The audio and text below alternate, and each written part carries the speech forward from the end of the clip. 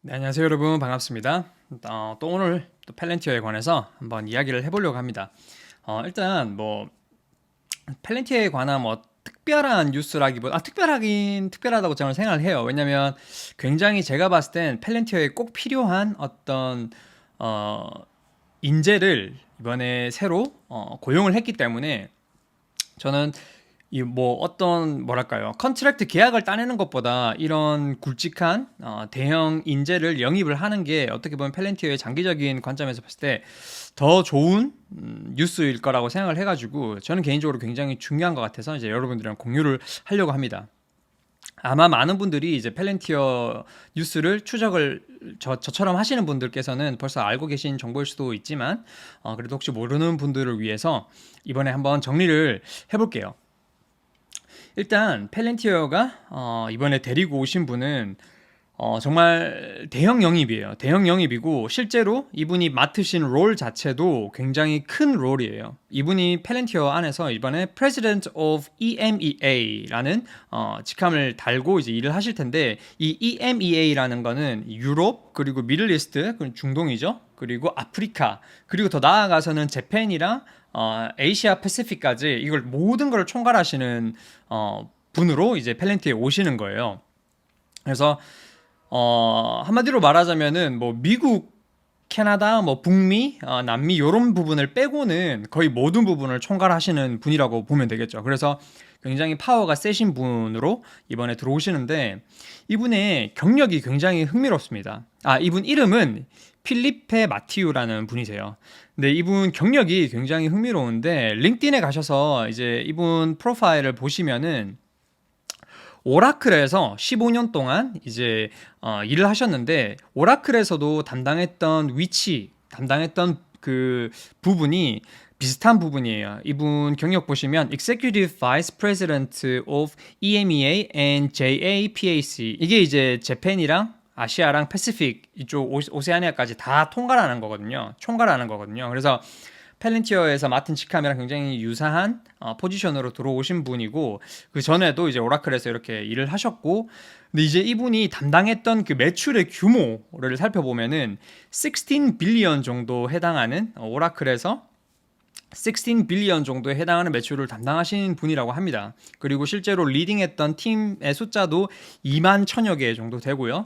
그리고 이 팀들이 오퍼레이팅 했던 그 나라 숫자도 100개 나라가 넘어요. 그만큼 진짜 엄청나게 큰 규모의 팀들을 리딩을 했다라고 저희가 볼 수 있을 것 같습니다. 그리고 이분이 이제 오라클 내에서도 좀 특화됐던 임무가 세일즈였던 것 같아요. 그래서 펠렌티어가 제가 그 전 영상에서도 다른 미국 내에서의 매출은 너무 좋은데 다른 나라에서 올라오는 매출이 성장세가 조금 더딘 거 아닌가라는 리스크를 제 개인적으로 좀 가지고 있다라고 말씀을 드렸었는데, 펠렌티오도 바보가 아닌 이상 이 부분을 인지를 하고 있겠죠. 저 같은 뭐 일개 개미 투자자도 이런 게 리스크가 되지 않을까라고 생각을 하는데, 보드진들이 이거를 빼먹을 리가 없죠. 그래서 이 부분을 좀 임프루브 하려고 이제 이런 대형 인재를 좀 데려오지 않았나라는 생각인데, 저는 굉장히 기대가 되는 부분입니다. 오라클이라는 회사가 너무나 유명하고, 그리고 이제 비즈니스 엔터프라이즈에 관련돼서 워낙 잔뼈가 굵은 회사다 보니까 분명히 오라클에서 만들어 왔던 그 네트워크라든지 여러 가지 이분의 노하우, 경영 노하우, 그리고 셀링 노하우가 펠렌티어에서도 적용이 될 거라고 저는 생각을 해요. 그래서 굉장히 기대가 되는 영입이다라는 생각이 좀 많이 들었습니다. 제가 봤을 때는 이게 뭐 그냥 자잘한 뭐 계약권을 따내는 것보다 미래로 봤을 때는 이게 훨씬 더 중요한 부분이지 않을까라는 생각이고, 실제로 인터뷰에서도 펠렌티어 같은 경우는 지금 많은 엔터프라이즈에서 OS 시스템으로 자리를 잡고 있는 상황이기 때문에, 그리고 실제로 디만드가 엄청나게 빨리 성장하고 있다고 자기는 판단했대요, 펠렌티어에 들어오기 전에. 그래서 이제 펠렌티어에서 이런 기회가 왔을 때 펠렌티어로 조인을 하겠다라는 마음을 먹었다라고 인터뷰를 했습니다. 그래서 이런 좀 긍정적인 피드백을 좀 받으면은 아무래도 펠렌티어가 유럽이나 다른 나라에서도 좀 확실히 좀 성장을 하기 위해서 준비를 하고 있는 모습이 좀 보이는 것 같아가지고, 제가 개인적으로 생각했던 리스크들이 이런 식으로 좀 개선이 되지 않을까라는 희망이 좀 드는 것 같습니다. 네. 그래서 여러분들이랑 좀 공유를 하고 싶었습니다. 굉장히 좋은 영입이지 않을까라는 생각에 여러분들이랑 좀 공유를 하고요.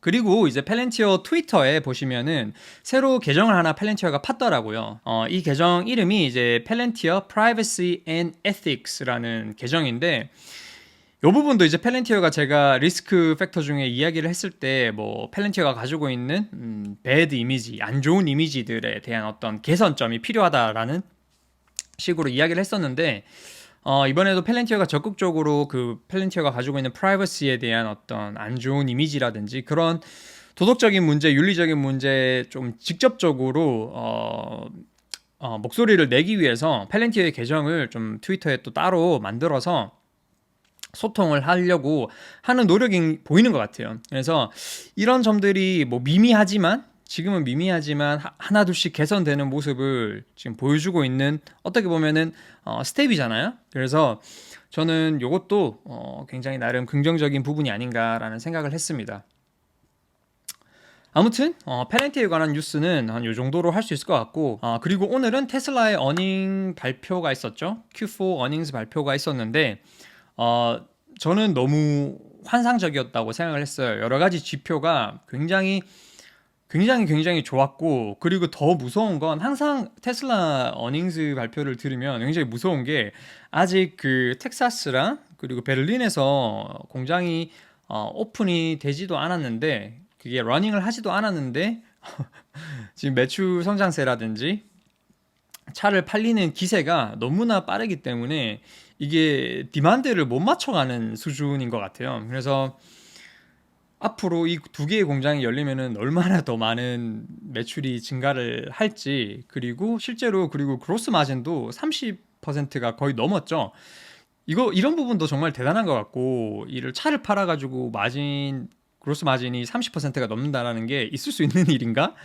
라는 생각이 계속 들고 그리고 일론이 이제 뭐 소프트웨어랑 테슬라 봇 옵티머스 봇 이 부분은 앞으로 더욱더 엄청난 가치를 창출을 해낼 거다. 지금 테슬라가 차 파는 것보다 더 훌륭한 가치를 창출을 해낼 거다라는 식으로 말씀을 하셨는데 정말 모르겠습니다. 이게 가늠이 잘 안 잡히는 도대체 일론 머스크라는 사람은 어디까지 보고 있고 그리고 자기가 생각하는 미래 로드맵을 나아가기 위해서 어떤 것들을 먼저 해결해야 되고 이런 것들이 머릿속에 굉장히 질서정연하게 잘 정리되어 있는 사람인 것 같다라는 이미지가 저는 계속 받아요. 항상 일론 머스크가 하는 이야기라든지 컨퍼런스 때 나와서 하는 이야기라든지 이런 걸 되게 담담하게 이야기하는 걸 보면 머릿속에는 우리가 보기에는 굉장히 허황된 소리인 것 같은데 이 사람 머릿속에는 굉장히 체계적으로 그 로드맵이 정리가 잘 돼 있는 듯한 모습을 보여주고 있기 때문에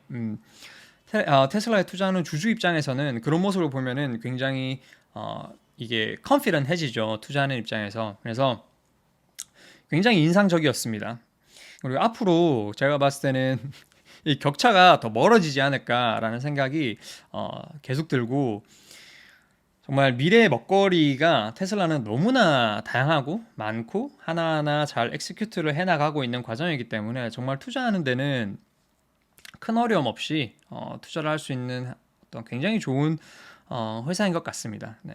빨리 펠렌티어도 저 정도 수준에 올라와줬으면 하는데 제가 보기에는 펠렌티어가 가이던스를 제공했던 2024년 아니면 2025년까지도 저희가 좀 지켜봐야 그제서야 좀 정상 궤도에 올라서지 않을까라는 생각이에요. 개인적으로는 뭐 적자에서 흑자 전환은 더 빨리 할 수 있을 것 같지만 정말 스테이블한 스테이지에 들어가려면은 한 2024년, 2025년이 될 것 같다라는 생각이 많이 드는 것 같아요. 근데 지금 유독 펠렌티어에 많이 투자를 하고 싶은 이유는 언젠가 이 안정기에 접어들었을 때 후회하지 않기 위해서 지금 열심히 힘들지만 투자를 해야겠다라는 생각이 많이 들어가지고 열심히 적극적으로 펠렌티어의 주식을 쌀 때 지금 열심히 담아 놓으려고 하는 것 같아요. 네. 아무튼 뭐 테슬라에 대한 이야기는 워낙 훌륭하시고 디테일하게 하나하나 짚어주시는 유튜버 분들이 많기 때문에 저는 뭐 제 감상평 정도로만 이렇게 이야기를 할 수 있을 것 같습니다. 네. 아무튼 여러분 오늘도 영상 봐주셔가지고 너무 감사드리고 저는 또 다음에 다른 이야기로 찾아뵙겠습니다. 네, 그럼 들어가세요.